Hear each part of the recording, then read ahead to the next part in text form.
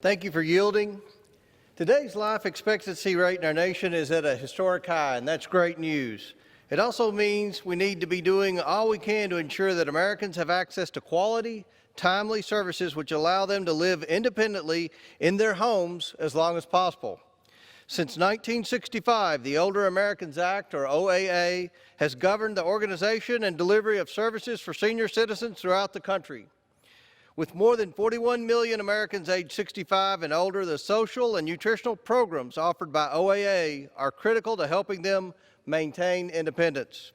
The reach of this law is substantial and covers many aspects of elder care. In addition to well-known programs like Meals on Wheels, OAA supports services provided by more than 300 state organizations and approximately 20,000 local providers.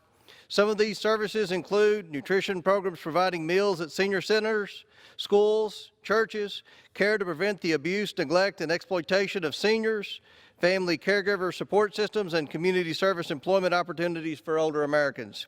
These types of programs offer valuable assistance for America's seniors, and we must ensure the law is aging as well as the people it serves. I'm proud that our committee has worked together to produce bipartisan legislation, effective legislation to support our nation's seniors. Specifically, the Dignity in Aging Act we are considering today eliminates the arbitrary cap on percentage of funding area agencies on aging can use to provide services to older caregivers raising younger relatives. These provisions will be especially beneficial for my constituents in Kentucky, where in the midst of the opioid crisis, many older relatives have taken on the responsibilities of raising children whose parents are not present or unable to take care of them. As an original co-sponsor of this legislation and the ranking member of the Subcommittee of Jurisdiction, I appreciate the work of Chairwoman Bonamucci and my colleagues on the Committee on Education and Labor to advance the Dignity in Aging Act of 2019.